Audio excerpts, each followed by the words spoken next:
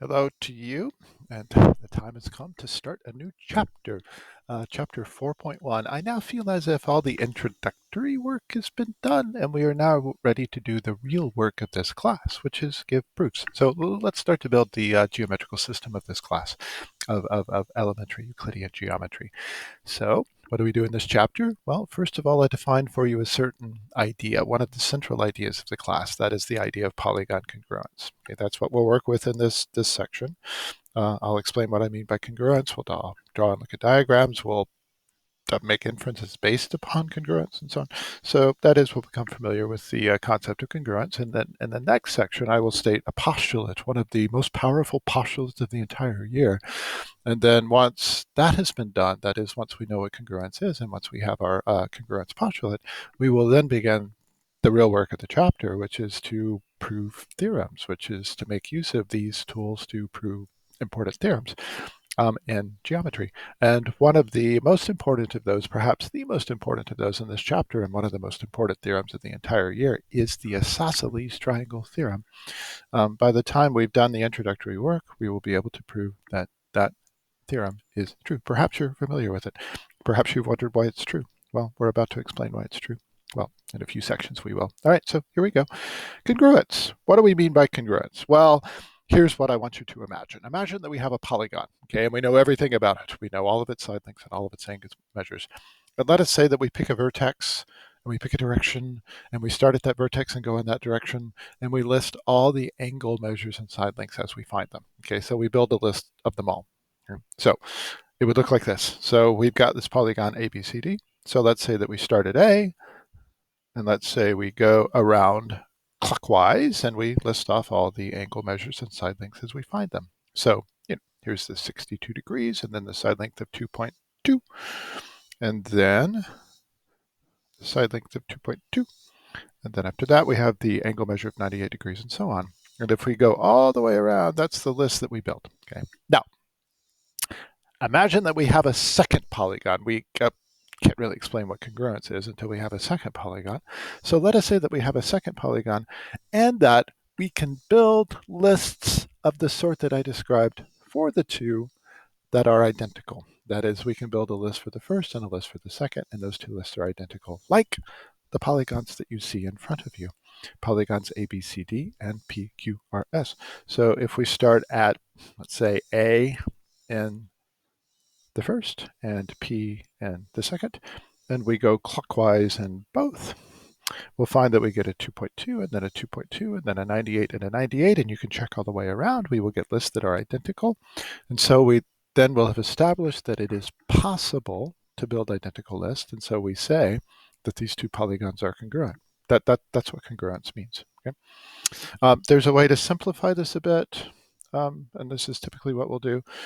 We simplify by use of the word correspond. So let us say that after we have built two such lists, a list for one polygon, a list for the second, that measures that are in the same position correspond. So the initial measures, first position correspond.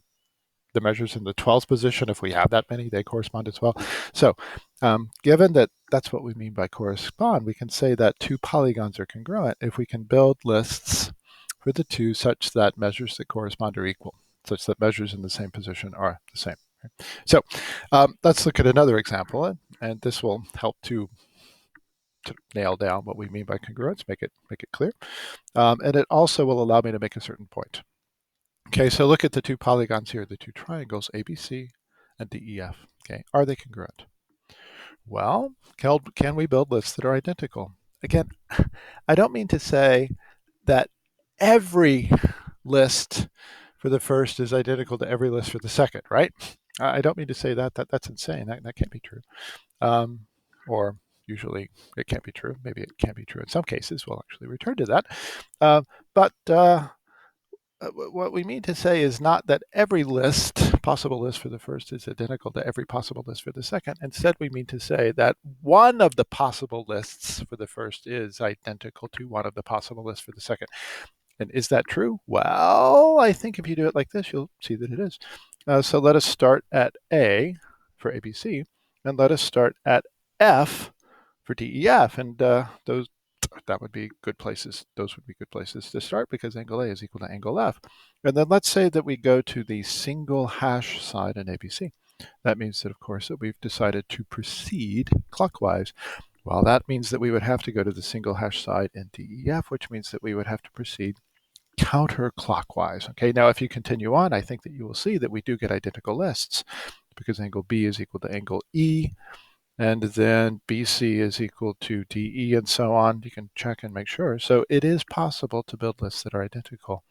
However, and this is really the point that I wish to make with this example, we didn't have to start in the same place on the two. We started on the left of the first and on the right of the second, nor did we have to go around in the same direction. And one we went around clockwise, and in the other we went around counterclockwise. Okay, so that has nothing to do with congruence, right? It's not part of the definition of congruence anyway. We don't have to start in the same spatial position on the two polygons. We don't have to go around in the same direction.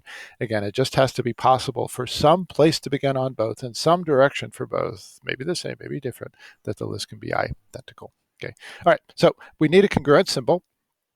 The congruence symbol is what you see there. It looks a bit like the equal sign with a squiggle on the top, and that squiggle is sometimes referred to as the tilde. So it's the equal sign with a tilde on top. And let me emphasize here, I mean, this is not something that would really cause great problems in the future if you weren't careful about this. But I do wish to emphasize that congruence is not equality. Okay, congruence is not equality. And the reason for that? Well, equality means is the same thing as. And what that means is that the only thing to which anything can be identical is itself, okay, is itself. However, it is entirely possible for two polygons to be congruent. Okay, so I don't know. Let's go back and look at the picture that we had here.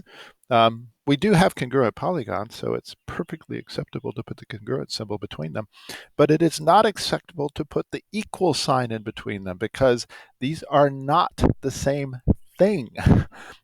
We have two of them. We have an ABC on the left and we have a DEF on the right. Yeah, I mean, they have the same shape and size. That is, they're congruent to one another, but still they are not identical. So I ask you to be careful about that. Okay, so congruent statements. Typically, when we use the congruent symbol, we use it to build up a congruent statement. And a congruent statement goes polygon name, congruent symbol, polygon name. So we've got blanks in this form of congruent statements. So on the left-hand side would go a congruent, would go the name of a polygon. Then on the right-hand side would go a name of a polygon. And once we fill in, we get a congruent statement. Okay? And something that I suppose would be obvious, but do let me emphasize, that when we write the names of the polygons in a congruent statement, the order of the letters given in those polygons' name matters, okay, because it tells us what corresponds to what. Look, here's an example. So here once again are polygons ABCD and PQRS. So here's a valid congruent statement. ABCD is congruent to, let me be careful about that. ABCD is congruent to PQRS because that gets the correspondences right. Does A correspond to P? Yeah, absolutely. The angles there are equal. And then notice that as we work our way through ABCD, we get to the segment AB next. Does that correspond to the segment PQ? It absolutely does because they're equal to one another. Okay? And there's another way to do this, of course. We could say that CBAD is congruent to RQPS. And notice that really these two congruent statements, congruent statement number one and congruent statement number two, they really say the same. I mean, they say it differently, of course, but they say the same because they say the polygons are congruent, and then they set up the same correspondences. Notice that, the second one tells us that C corresponds to R because they're both in the first position, but look at the first. C is in third position and R is in third position. So they also correspond, right? And you can check.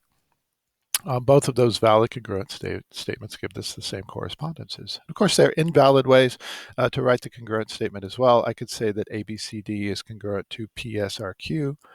Well, let's see, why is that wrong? Well, angle A is equal to angle P. They're both 62 degrees. But notice what happens at ABCD. We go then from A to B, which means that we have the segment of 2.2. But in PSRQ, we go from P to S, which gives us the segment length of 3. So AB is not equal to PS, which means that's invalid. Or how about CBAD and QPSR? Well, look at angle C, which is 64 degrees, and angle Q, which is 98 degrees. So we know immediately that elements in the same position are not equal. That is, the first angle measures given, they're not equal. So that's an invalid congruence statement. So, I mean, again, let me just make the point. The fact that it's possible to write an invalid congruence statement doesn't mean that the polygons are not congruent. Okay. What makes them not congruent is that no way, there is no way at all to write a valid congruence statement. If there's even one way, they're absolutely congruent. Okay, so here's an important idea, and this will be our last idea. Sometimes we will know, okay? We won't have to establish. We will know, however we know it. Perhaps we're told it, perhaps we've proven it, that a pair of triangles or polygons, whatever they are congruent, okay? What this will mean, just by the definition of congruence, is that sides or angles which correspond are equal in measure. That will follow from the definition of polygon congruence. And there's a kind of shorthand for this. The shorthand is CPCPE, which stands for corresponding parts of congruent polygons are equal. So if we know that two polygons are congruent, we can say for any pair of sides or angles that correspond that they are equal in measure. That's something that we can do in our proofs. That's a move that we could make, and we will very often. If our polygons are triangles, then we can say CPCTE if we like, which says that corresponding parts of congruent triangles are equal. So here's a really, really simple example. So let's say that we know that ABCDE is congruent to CYXWV. So from that, it follows that the measure of angle A is equal to the measure of angle Z. Why? Because they're in the same position. It follows that the measure of angle W is equal to the measure of angle D. They're both next to last, right? It follows that segment CD, which is third, fourth, is equal to segment, XW. And it follows as well that segment VZ, final and then first, is equal to segment EA, final and first, right? And why do all of these follow? These all follow by CPCPE. That is, corresponding parts of congruent polygons are equal. And that's your introduction to the concept of congruence. I think that you will find the homework assignment, the problem set that goes with this, a workout, and we will definitely spend a couple of days on that at least, and you will have ample opportunity to ask questions.